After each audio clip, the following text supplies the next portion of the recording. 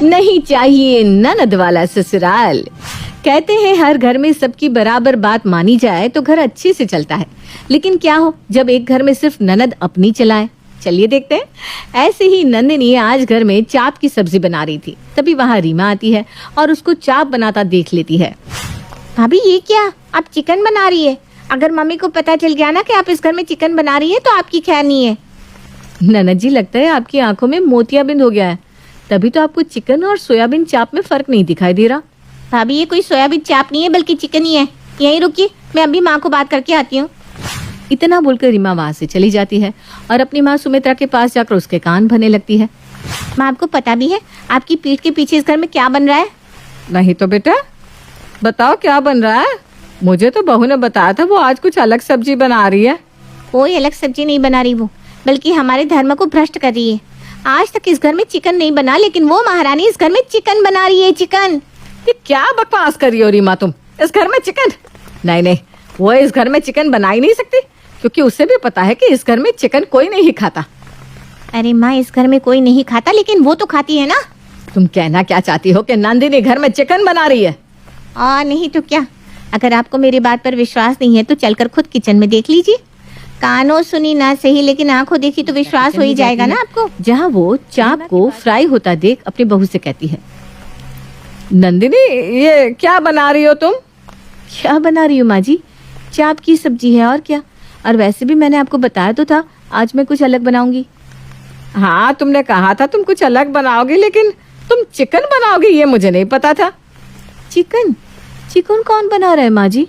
और आपको ये बात कही किसने कि मैं इस घर में चिकन बना रही हूँ? मुझे बहुत अच्छे से पता है कि घर में कोई चिकन नहीं खाता, तो मैं इस घर में चिकन क्यों बनाऊंगी? रीमा ने बताया कि तुम चिकन बना रही हो। अच्छा, तो ये बात है। मम्मी जी, मैं चाप की सब्जी बना रही हूँ और ये सोयाबीन चाप है। सोयाबीन? हाँ, सोयाबीन चाप दिखता चिकन की तरह होता है, लेकिन वो चिकन नहीं होता, वो प्योर वेज होता है। अगर आपको मेरी बात पर विश्वास नहीं है तो आप गूगल कर सकती हैं, या फिर आप अपने बेटे अनुराग को फोन करके पूछ सकती हैं। नंदिनी की ऐसी बातें सुनकर सुमित्रा रीमा को बुलाती है और उसके ऊपर गुस्सा करने लगती है। रीमा, ये क्या बेहूदगी है? जब तुम्हें पता है कि ये चाप सोयाबीन का होता है तो तुमने मुझे ये क्यों कहा कि तुम्हारी भाभी चिकन बना रही है? वो माँ, मैंने ना सही से देखा नहीं था। हो सकता है मेरे सही से ना देखने पर मुझे कोई गलतफहमी हो गई हो। रहने दीजिए माँ जी, ननद जी से तो हमेशा गलतियां होती ही रहती हैं, इसलिए मुझे ना आदत हो गई है और यही वजह है कि मैं ननद जी की बात का बुरा नहीं मानती। आप डाइनिंग टेबल पर इंतजार कीजिए, मैं अभी थोड़ी देर में खाना लगाती हूँ। नंदिनी की बात सुनकर रीमा और सुमित्रा दोनों ही डाइनिंग टेबल पर चली जाती हैं और कुछ देर बाद नंदिनी अपनी सास और ननद के लिए खाना लगाती है। खाना खाने के बाद अब सब लोग अपने अपने कमरे में चले जाते हैं। देर रात अनुराग घर आता है और कुछ देर बाद वो कहती है, अनुराग जी, हमारी टीवी बहुत ज्यादा पुरानी हो चुकी है, कभी कभी तो हमारी टीवी चलते हुए ही बंद पड़ जाती है, क्यों ना हम एक अच्छी डिजिटल टीवी ले ले। नंदिनी, तुम बोल तो बिल्कुल सही रही हो, लेकिन अभी मुझे समझ में नहीं आ रहा मैं टीवी खरीदूं या रीमा की शादी की सोचूं, क्योंकि तुम जानती हो ना उसकी शादी में भी हमें उसे दहेज देना होगा। आपकी बात बिल्कुल ठीक है अनुराग, लेकिन हम कब तक अपने घर का पुराना टीवी बार बार ठीक करवा कर देखेंगे? एक तो हमारे घर में वो छोटा सा टीवी, ऊपर से माँ जी को चश्मा भी लगा हुआ है। हाँ, तुम्हारी बात है सही, लेकिन तुम ये भी तो सोचो ना कि रीमा भी शादी लायक हो गई है, हमें उसकी शादी करनी होगी। वैसे भी मैंने रीमा के लिए एक रिश्ता देखा है, माँ से कल ही इस बारे में बात करूंगा। नंदिनी और अनुराग आपस में बात कर रहे थे और उनकी आपस की ये बातें दूर खड़ी रीमा सुन रही थी। अच्छा, तो मुझे इस घर से निकालने की बात की जा रही है। कोई बात नहीं, भैया माँ से शादी के बारे में बात करें उससे पहले मैं ही माँ के कान भर दूंगी।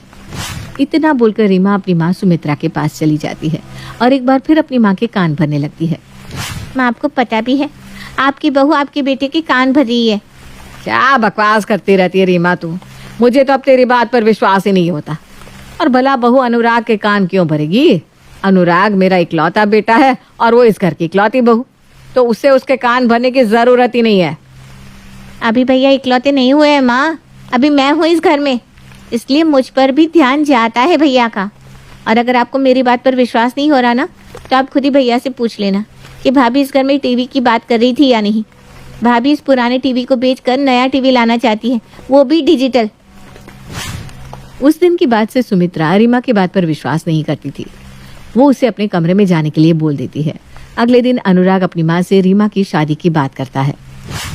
माँ, मैं यहाँ आपसे कुछ जरूरी बात करने आया हूँ।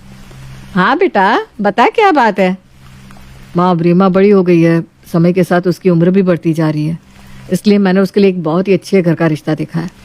जैसे अपना छोटा सा घर है ना, वैसे ही वो घर भी है। एक भाई और 2 बहन। एक बार आप देख लो, फिर मैं आगे बात करता हूँ। बेटा, मेरे देखने से क्या होगा, रहना और पसंद करना तो रीमा के ऊपर ही है ना। अब वो इस शादी के लिए हाँ करेगी तो ही तो शादी होगी। हाँ, तो ये फोटो आप भी देख लो और रीमा को भी दिखा दो। लड़का बहुत अच्छा है माँ, कमाता भी बहुत अच्छा है, अच्छी फैमिली है, और मैं यकीन के साथ कह रहा हूँ कि रीमा इस लड़के के लिए मना नहीं करेगी। सुमित्रा अब लड़की की फोटो दिखती है। सुमित्रा को रीमा के लिए वो लड़का पसंद आ जाता है, लेकिन जब सुमित्रा वो फोटो लेकर रीमा के पास जाती है और उस लड़के का बायोडेटा उसे बताती है तो माँ, लड़का अच्छा है, अच्छा कमाता भी है, मुझे लड़का पसंद भी है, लेकिन मैं इस घर में शादी नहीं करूँगी। क्यों ननद जी, आप इस लड़के से शादी क्यों नहीं करना चाहती? क्योंकि इसकी 2 बहनें हैं। आप समझ रही हो भाभी, 2 ननद। मैं ननद वगैरह को नहीं झेल सकती। मैं उसी घर में जाऊंगी जिसमें इकलौता लड़का ही हो। रीमा, 5 उंगली एक बराबर नहीं होती। और क्या हुआ अगर उसकी 2 बहन है तो? अरे आज है कल नहीं है। भाभी, आपको पता नहीं है ननद कितनी तेज होती है। सास बहू के बीच जितनी भी बहस होती है ना, उन सबके बीच ननद का ही किया कराया होता है। इसका मतलब तो ये हुआ कि मेरे और नंदिनी के बीच में जितनी भी लड़ाई होती है उन सब की आग तू ही लगाती होगी। माँ, मैं ऐसी नहीं हूँ। मुझे क्या मिलेगा मेरे घर में आग लगाकर? हाँ, तो इस लड़की की बहन भी ऐसी नहीं होंगी। देखो, संडे को लड़के वाले आ रहे हैं, इसलिए तुम रेडी रहना। और ये बात मैं खुद से नहीं बोल रही, बल्कि तुम्हारे भैया बोल कर गए। नंदिनी की बात सुनकर रीमा अपना मुंह बनाकर वहां से चली जाती है। शाम को नंदिनी अनुराग से कहती है, अनुराग जी, मैं क्या कह रही थी कि अब तो नंदिनी का रिश्ता भी पक्का हो जाएगा। अब उसकी शादी के लिए हम सामान लेंगे, तो क्यों ना हम अपने घर के लिए भी टीवी ले लें।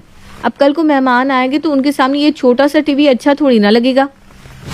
नंदिनी की बात सुनकर अनुराग उसकी बात से सहमत होता है और अगले ही दिन वो एक बड़ा और महंगा टीवी लेकर आ जाता है अपने घर में। इतना बड़ा और महंगा टीवी देखकर रीमा एक बार फिर अपनी माँ के कान में बुदबुदाने लगती है। देखा माँ, क्या कहा था मैंने आपसे? कहा था ना, भाभी भैया को टीवी लेने के लिए फोर्स कर रही है। और देखो कितना बड़ा और कितना महंगा टीवी लेकर आ गए भैया। भाभी तो जरा भी नहीं सोचती कि भैया के ऊपर कितना प्रेशर है। अरे कल को मेरी शादी होगी तो उसमें भी तो खर्चा जाएगा ना। लेकिन नहीं, इन्हें तो अपनी ख्वाहिशें पूरी करनी है। अगर भैया टीवी नहीं लाते तो क्या बिगड़ जाता? रीमा की बात सुनकर सुमित्रा को गुस्सा आता है। तूने इतना महंगा टीवी क्यों लिया और किसे दिखाने के लिए तू इतना महंगा टीवी लेकर आ गया? माँ जी, आप अनुराग जी पर इतना गुस्सा क्यों कर रही है? और वैसे भी ये टीवी मैंने मंगवाया है अनुराग जी से, क्योंकि अपना टीवी खराब हो रहा है। अपना टीवी छोटा भी है। इस संडे जब लड़के वाले हमारी रीमा को देखने आएंगे तो अजीब नहीं लगेगा इस छोटे टीवी के सामने बैठने में उन्हें? बहू, हमारी जितनी चादर होती है ना, हमें उतने ही पैर फैलाने चाहिए। और तू ये कैसे भूल गई कि कल को रीमा की शादी होगी, उसमें हमें दहेज भी देना होगा। अगर तू इसी तरह मेरे बेटे पर हर चीज के लिए प्रेशर बनाती रहेगी तो हम रीमा की शादी कैसे करेंगे? अपनी सास की ऐसी बातें सुनकर नंदिनी के दिल को बहुत ठेस पहुंचती है और वो ना चाहते हुए भी अब बोल पड़ती है। माँ जी, माफ करना, पर आज पहली बार मैं आपको जवाब दे रही हूँ। ये जो टीवी आप देख रही है ना, हाँ, मैंने अनुराग जी को कहकर मंगवाया है, उनके पैसे से मंगवाया है। लेकिन आप बार बार जो ये बात कर रही है ना कि रीमा की शादी, तो मैं आपको बता दूं कि रीमा की शादी के लिए मैं अपनी एफडी तोड़वा रही हूँ। और ये टीवी मैंने अपने शौक के लिए नहीं, बल्कि इस घर की शोभा बढ़ाने के लिए मंगवाया है। अरे हमारे पास इतना बड़ा घर है लेकिन एक टीवी नहीं है।